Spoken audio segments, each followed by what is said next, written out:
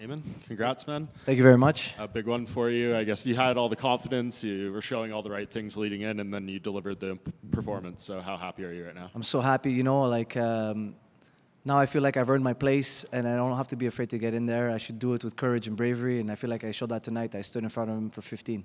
Yeah, I know you were kind of confident this would probably go all 3 rounds, and that's what you were expecting given his durability. Did you feel at any point, though, that you hurt him or had him on the ropes or anything?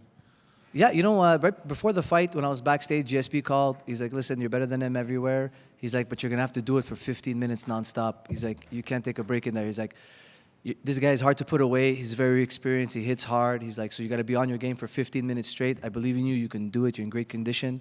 I felt like I was hurting him. I cut him up. I saw early in the fight, one of his right eye was getting, his left eye was swelling. And then in the third round, I think, or the second round, I cut his other eye from right under his eye. And I think he was wearing the damage a lot more than me. And a lot of the times I was blocking most of the shots. I think the stats are like, I landed 50-something%. He landed like 20-something%. Yeah. How much of a confidence booster is it to get a phone call from George St. Pierre as you're about to walk out?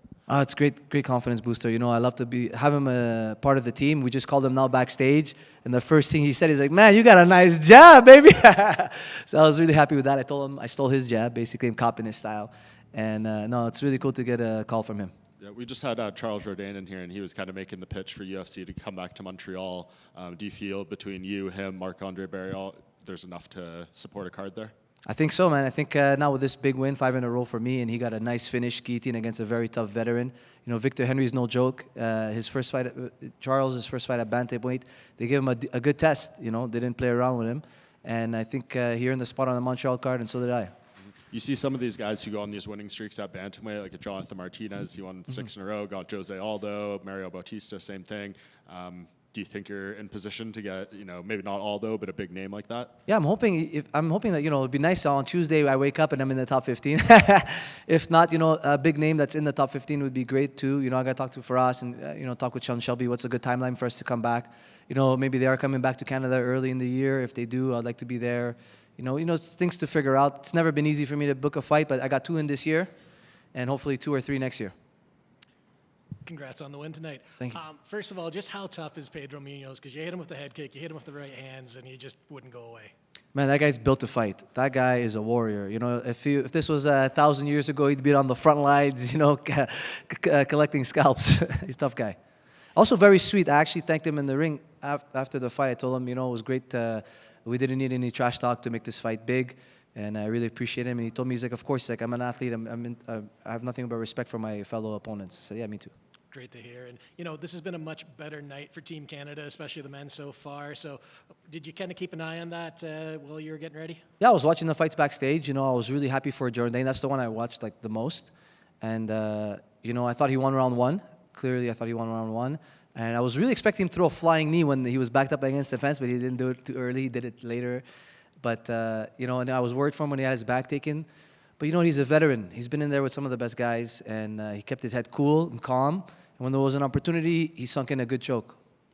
When we had the Q&A on Friday with some of the UFC commentators, they were asked about what's your sleeper pick. And your fight came up as maybe a sleeper pick for the card. And I think that has to do with maybe you have a lower profile with some fans. They might know Pedro a little more. But do you think you're getting to the point now where you're not going to be a sleeper? You're going to get over with those fans? Yeah, of course. And I'm hoping, I took some of his fans, not steal them from him, but hopefully some of them now recognize my skill. I think this is like a world-class opponent for me, Pedro Munoz. He's fought only the best of the best. The guys who beat him are all ex-champions or guys on their way to be champion. So I'm in a nice group of guys who are very talented and very skilled, and I feel like now I'll get a lot more recognition. Congrats. Thank you. Congrats, Aiemann. Coming into this fight, what kind of tendencies were you kind of choosing to attack with Pedro Munoz coming into this fight? What was the game plan coming in? Well, the game plan was obviously not to let him hit me with any bombs. And then I wanted to make sure that he never landed his big right hand. We knew he had a lot of power in that right hand, and we needed to shut it down as soon as possible. I didn't want to give up too many leg kicks. I think only I gave up a few. And those are the real things that we're looking out for. And in terms of offense, really the game plan, I wanted to go in there. I wanted to tie him up and clinch him. But he has faster footwork than I expected. I didn't think he would be that fast on his feet to escape. So every time I tried to close the distance, he kept a good range. Was it a thing where you had to kind of tread carefully early in the fight, and then, you know, where you could open up maybe more so in rounds 2 and rounds 3? Your straight right hand was landing at will. It did cause some damage on Pedro's face as well. Yeah. It's something that you found pretty early in the fight and continued to work on it. I've seen him hurt guys on the tape that we watched, and I wasn't going to get hurt early. You know, 80% of knockouts happen in the first 2 minutes of the first round. And when you're going in against a power puncher, it's not smart to go and slug out with him in the first couple of minutes. So as the fight goes on, you know, you start to build that confidence, you start to get warm, you know, and then you can really take a chance and trade a little bit more. Obviously, 5 wins in a row means some big fights ahead for you. You know, you talked about wanting to be active, wanting to be like consistency and stuff like that. We spoke at the media day about that. You know, how many fights are you looking for next year? Are you looking to kind of build on the 2 fights this year, maybe get 3 fights and work your way up the rankings as best you can? Yeah, I'm really happy I got 2 fights in this year, and if I can do 3 fights next year, I'll be over the moon. Congratulations. Thank Aiemann. you so much. Yep, thank you guys so much. I appreciate you.